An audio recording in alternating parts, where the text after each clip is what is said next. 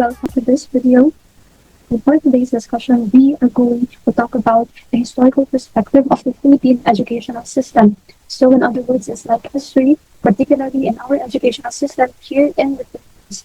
But before that, let me introduce myself. I am Velasco, and I am with my partner, Joby Abel Alsan, that you will be seeing later on.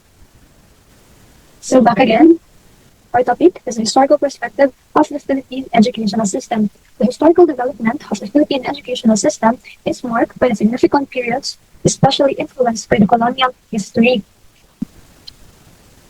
In this discussion, we have learning objectives. But at the end of this discussion, we are expected to first identify key historical events. Do you have any idea what is this historical periods? We will be finding out that later on. So second, to understand major changes in the Philippine educational system, since it is the historical perspective of the Philippine educational system. At the end of this discussion, of course, we are going to understand what are the major changes rather. To recognize the colonial impact in the so how does colonization impact our educational system? So let's go find out. Oh, we have first the contents. These are the contents that we may be able to learn this discussion. So pre-colonial education. So first, let's go to know what is pre-colonial. Pre-colonial, this is the time when we are not yet colonized by any countries or by any colonizers. As in pre-Magellanic times, education was informal and structured and devoid of methods. This means that before, at this time, education was informal, means that there's no formal way of teaching, no formal teacher, and no formal settings. Children were provided more vocational training and less academics. The vocational training means here are the practical skills that they need to survive on this. Practical skills like fishing, farming, weaving. That before is their way of living.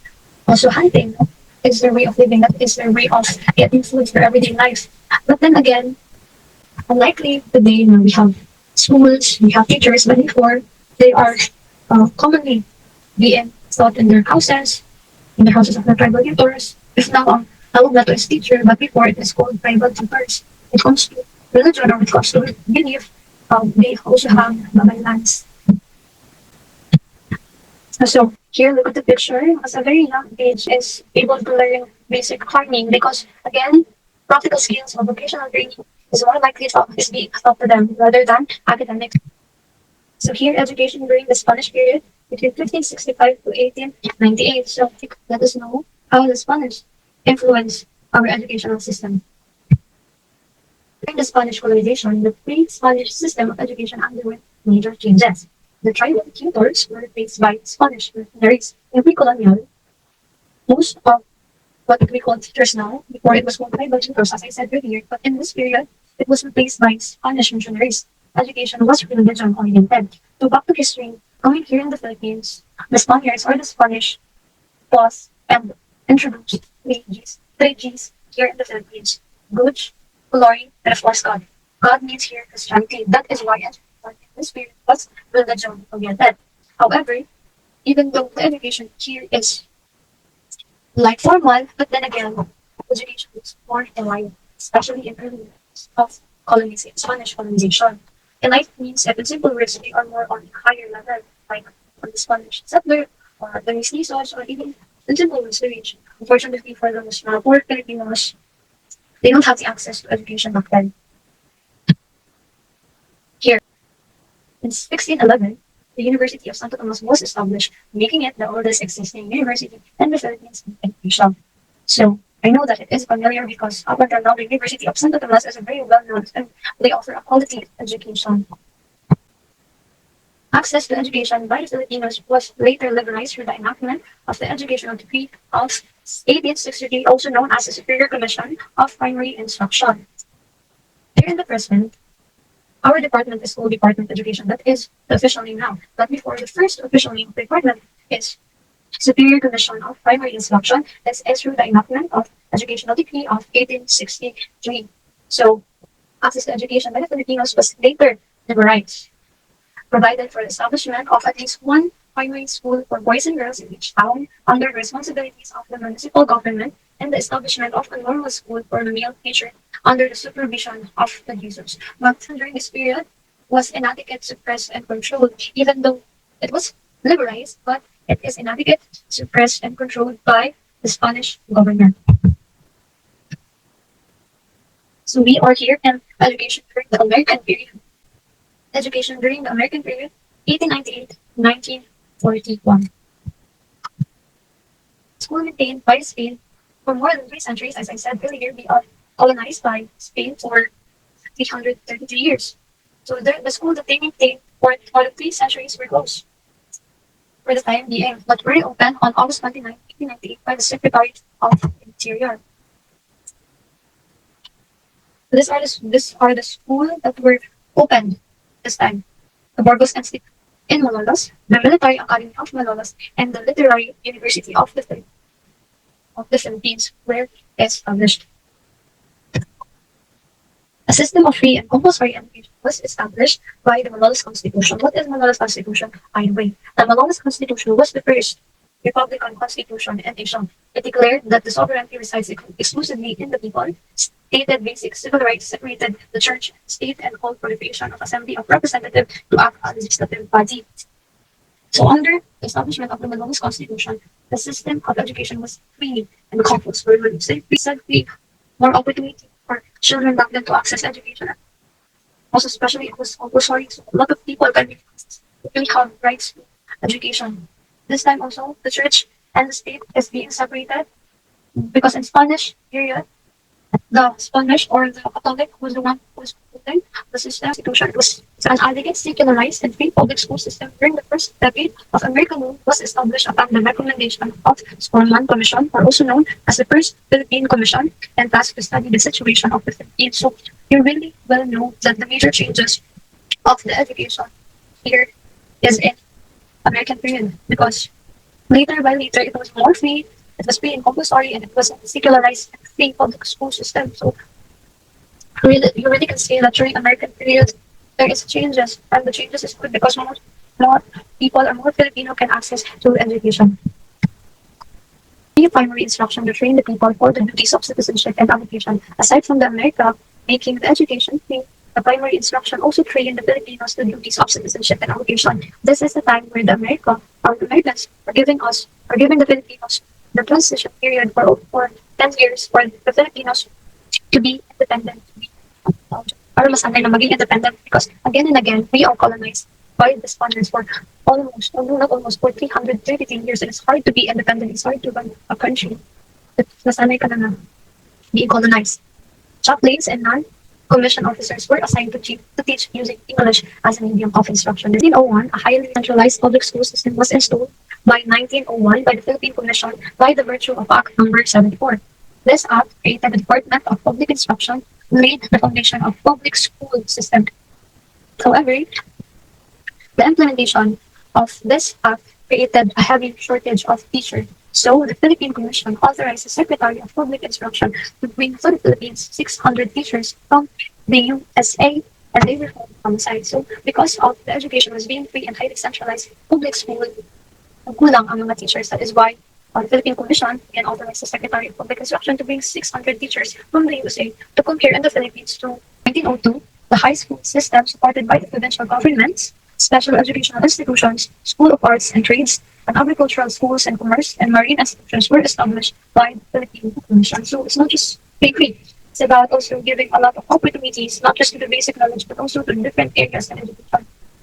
Now, this time we have School of Arts, agricultural school, commerce and marine institutions. So it's not just focused about one specific area, but this time it is more and more giving a lot of opportunities to every students. And of course, this time high school system, not just primary, but high school system. In 1908, the Philippine legislature approved Act Number 1870, an act for the purpose of founding a University of the Philippines. So, aside from Santo Tomas, University of the Philippines is an old school, created by this time, the American period, and it is up until now a very well-known and quality education school. And if you are a student of the University of the Philippines, you are called a scholar ng bayan. Act of 1916 provided the Philippinization of all department secretaries except for the Secretary of Public Instruction. So, as you notice, at this time of 1916, the Philippinization of all department secretaries because of the secretaries before this time were mostly Americans or there's the Spanish people. And in 1901 to 1942, the Department of Public Instruction was the official name of the department, or the official name of what we are called the Department of Education now.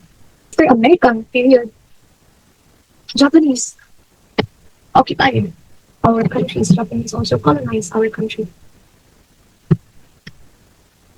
In June 1942, schools were reopened as a Japanese educational policy were embodied in the Philippine Commission established the Commission of Education, Health, and Public Welfare.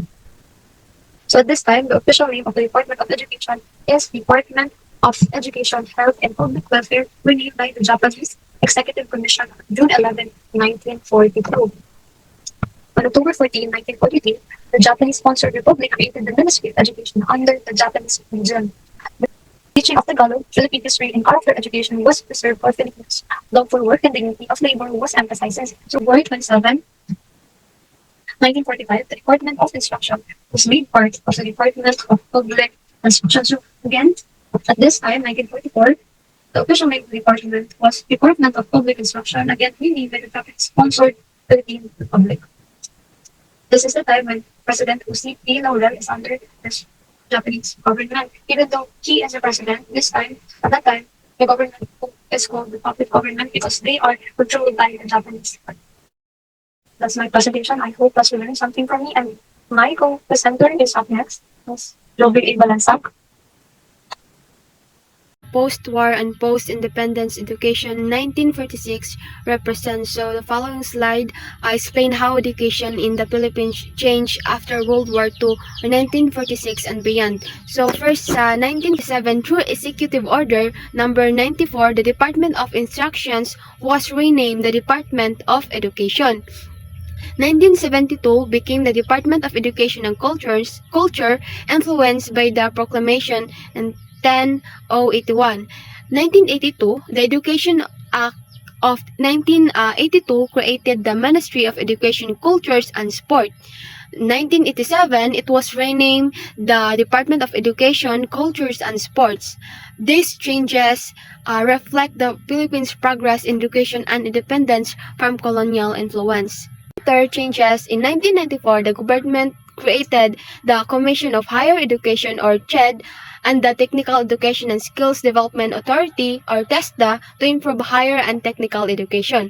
From 1994 to 2001, education management followed the trifocal system focusing separately on basic, higher, and technical education. This shows how education policies evolved to meet nation development ideas. And next is in 1994 to education system. First is the Department of Education to Basic Education, which covers elementary, secondary, and non-formal education, including cultures and sports. So when we say elementary, from grade 1 to grade 6, and also in secondary, from grade 7 to grade 10. And second is TESDA, now administers the post-secondary, middle-level manpower training and development. Third is CHED, is responsible for higher education. So when we say CHED, ang kuan ani is ang ang gimin ani is ang college from first year college to fourth year college. In August 2001, Republic Act 9155, otherwise called the Governance of Basic Education Act, was passed, transforming the name of Department of Education, Culture and Sports or DECS to the Department of Education or DepEd, and redefining the role of field offices, regional offices, division offices, district offices, and schools. The universal kindergarten implementation began in school year 2011 to 2012. All 5 years old children are required to be in kindergarten before they will be accepted to grade 1. So, required yun sa una nga dapat mo eskwela sa dan kag kindergarten para ma-accept ka as a grade 1 student or para maka-eskwela ka sa grade 1.